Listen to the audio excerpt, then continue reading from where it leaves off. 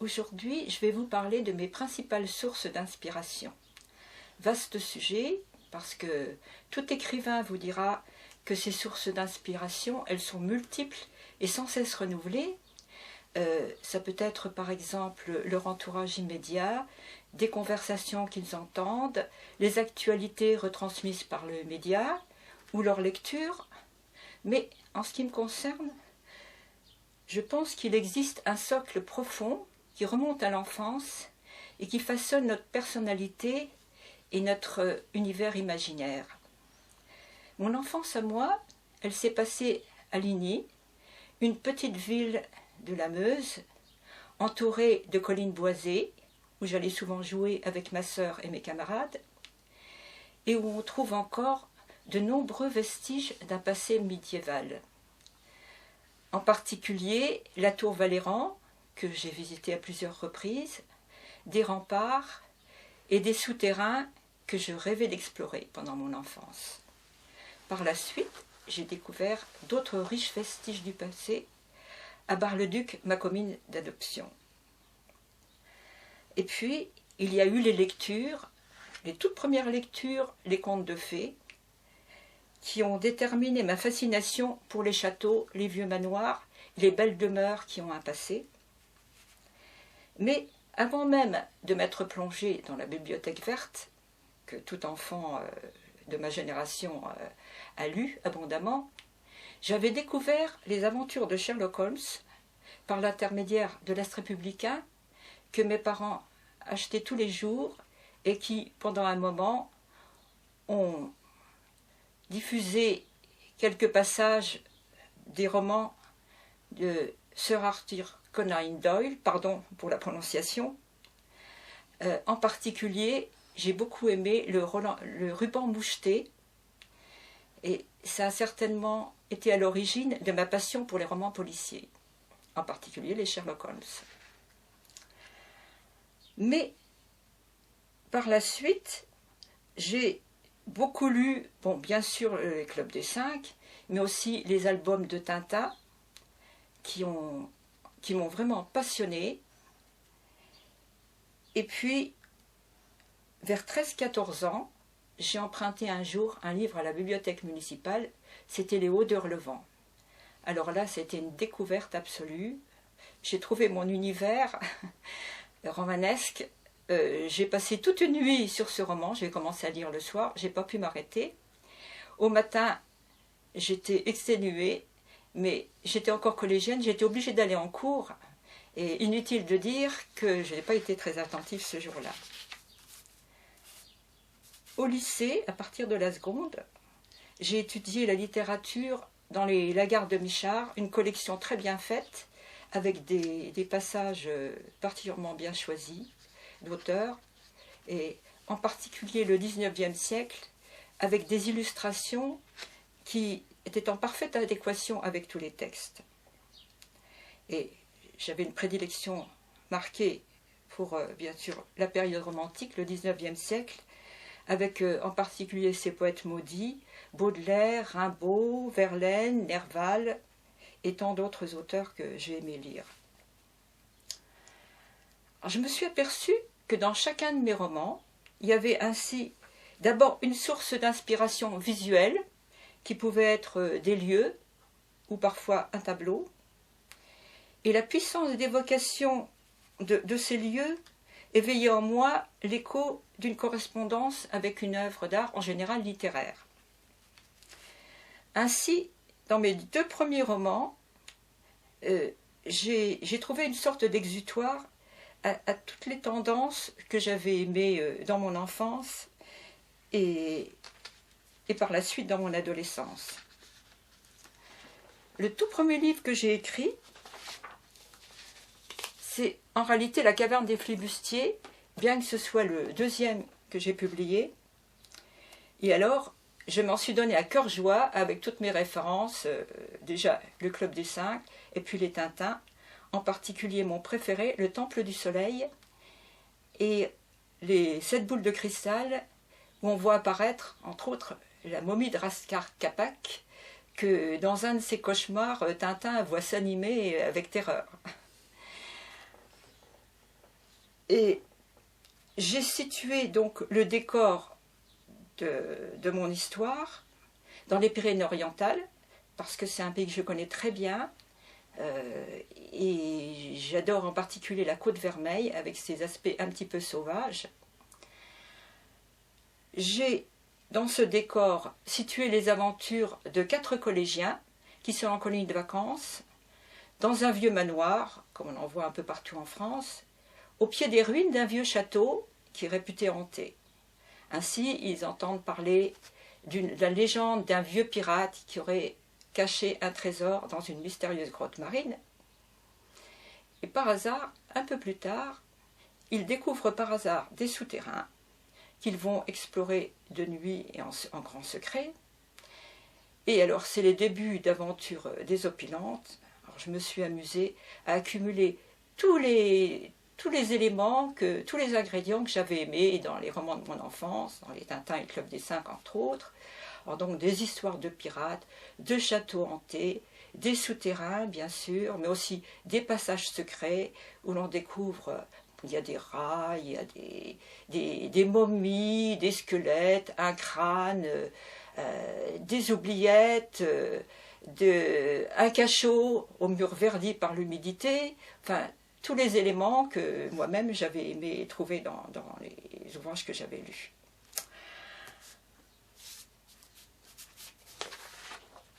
Alors, par contre, au début, tous les dangers qu'ils affrontent sont purement imaginaires, et puis peu à peu, on revient à une réalité plus actuelle qui est un trafic de drogue sur lequel ils tombent par hasard et qui leur font courir cette fois-ci des dangers bien réels.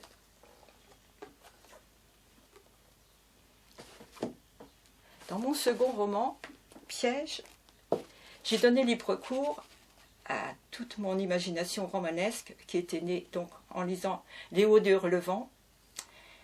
J'ai voulu par contre en faire un roman policier pour augmenter l'intérêt du lecteur en créant une énigme et puis du suspense. Mais je me suis largement inspirée quand même de l'œuvre d'Émilie Bointy, Léo de Hurlevent, en particulier par la forme du récit. C'est un roman en tiroir, écrit à la première personne et qui fait intervenir alternativement le jeune enquêteur, Sandro, qui est un major de gendarmerie, qui dirige la brigade de recherche de son département, un département que je situe en Lorraine, sans préciser que c'est la Meuse, mais les Meusiens reconnaîtront. Et donc il intervient en alternance avec une des protagonistes, Alice, qui est âgée de 15 ans. Et donc, je me suis arrangée pour montrer les deux aspects intérieurs et extérieurs de l'enquête qui sert de fil rouge. Cette enquête, elle va être l'occasion d'exhumer des secrets de famille, de résoudre des cold cases. Tout sera résolu à la fin par l'enquêteur. Et j'ai introduit dans le récit l'atmosphère romantique, un petit peu hors du temps, que j'avais aimé dans Léo de Hurlevent. L'histoire se passe dans et autour d'un château, avec des personnages qui sont animés de passions violentes, qui oscillent constamment entre amour et haine. Et donc je m'en suis donné à cœur joie en défoulant tout mon esprit romantique. Donc ça se passe dans un château qui ressemble à bien d'autres châteaux qu'on trouve dans les villages meusiens. Et au milieu d'un grand parc pour lequel je me suis inspirée du parc de Ligny-en-Barrois avec ses marronniers centenaires qui se reflètent dans les eaux de l'Ornain. Dans mon roman, je l'ai appelé la Lorme.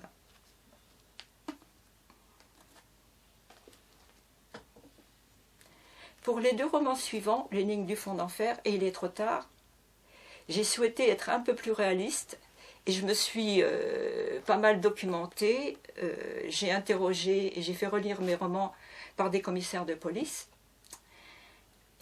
Mais je me suis inspirée, comme pour les autres, d'abord d'un lieu qui est le Haut-Juré, où j'allais fréquemment me promener, et en particulier le lieu dit Fond d'enfer, parce que je me dis, un nom comme ça ne s'invente pas. il faut que j'en fasse le titre d'un de mes romans. Donc c'est ce que j'ai fait en imaginant donc la découverte de cadavres dans cette forêt. Et par référence au nom du lieu-dit, le fond d'enfer, j'ai pensé à une de mes références littéraires qui est la Divine Comédie de Dante, avec en particulier cette inscription au frontispice des portes de l'enfer: laissez toute espérance, vous qui entrez ici. Et c'est une petite phrase qui revient plusieurs fois dans les pensées de mon héroïne.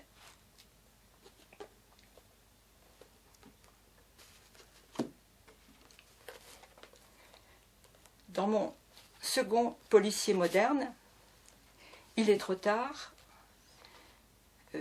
j'ai repris le même couple d'enquêteurs. Mais cette fois-ci, l'élément déclencheur de mon imagination, ça a été la maison Dikoff, que tous les Barisiens connaissent bien. Enfin, la plupart des Barisiens, en tout cas, connaissent assez bien. Alors c'est une maison que je trouvais magnifique. Je passais devant à peu près 2 fois par semaine. Et je voulais à tout prix en faire la couverture de mon roman, parce que bon, j'aimais bien une ambiance roman noir pour mes romans policiers. Et j'ai trouvé qu'elle se prêtait absolument à cette ambiance que je souhaitais créer. Elle ressemblait beaucoup à Phantom Manor de Disney, enfin au moins dans mon imagination. Et donc je me suis ingéniée à retrouver les héritiers pour demander l'autorisation de mettre en couverture de mon roman. Et il y avait un poème de Baudelaire qui s'appelle L'horloge, qui se termine par ce vers: meurt vieux lâche, il est trop tard. Alors je trouvais que ça faisait un titre idéal pour mon roman. Mais comme c'était un peu long, je n'ai conservé que la deuxième partie du vers, il est trop tard. Et donc ce vers, meurt vieux lâche, il est trop tard, il revient régulièrement dans des messages que l'assassin, qui est un tueur en série, un serial killer comme on dit maintenant, laisse régulièrement devant ses victimes. Et donc je me suis ingéniée une fois de plus à créer une ambiance assez noire, oppressante, qui ne se dément pas tout au long du roman.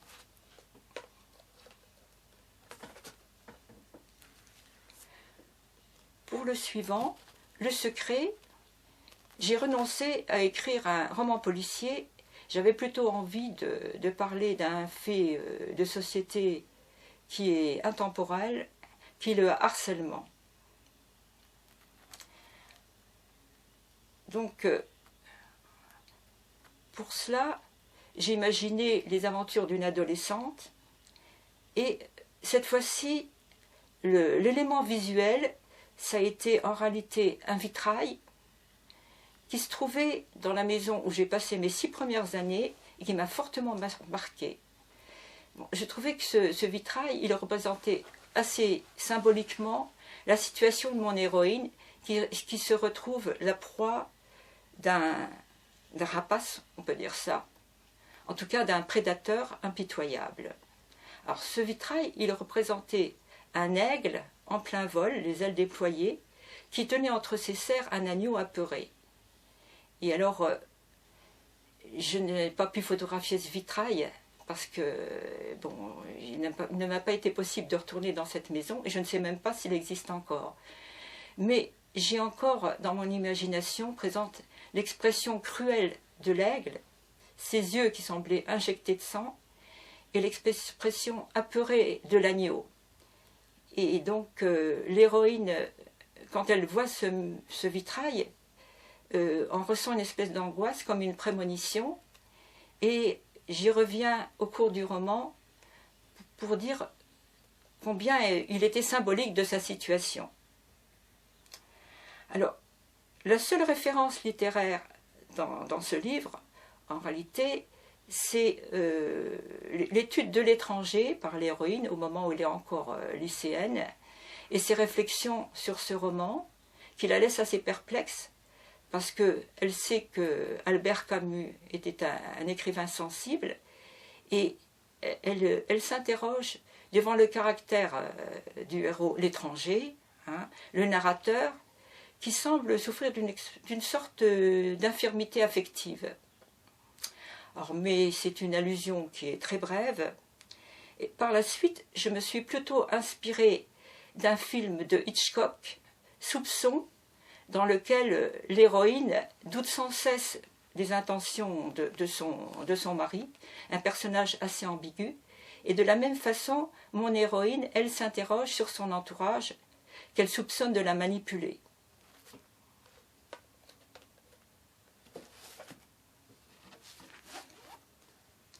Pour mon dernier roman, L'inconnu de l'étang de Morterive, je suis revenue à mes premières amours pour les romans policiers.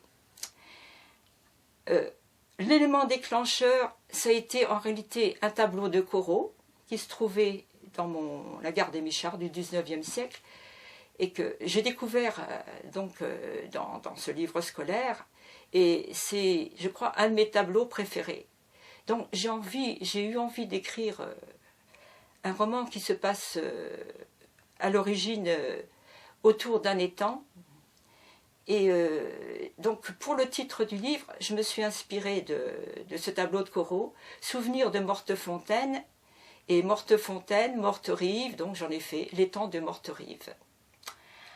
L'histoire commence par la découverte du cadavre d'une jeune femme costumée en religieuse qui flotte donc sur les eaux de l'étang. Et comme mon héroïne, l'enquêtrice, ça m'a fait penser immédiatement à ces quelques vers de Rimbaud dans le poème Ophélie, que je cite donc dans le roman. Sur l'onde calme et noire, où dorment les étoiles, la blanche Ophélia flotte comme un grand lys, flotte très lentement, couchée en ses longs voiles. Donc je fais citer ces quelques vers par mon héroïne. Et alors pour le reste, je ne vais pas déflorer l'histoire. Mais voilà, donc en quelques mots, quelles ont été mes inspirations principales.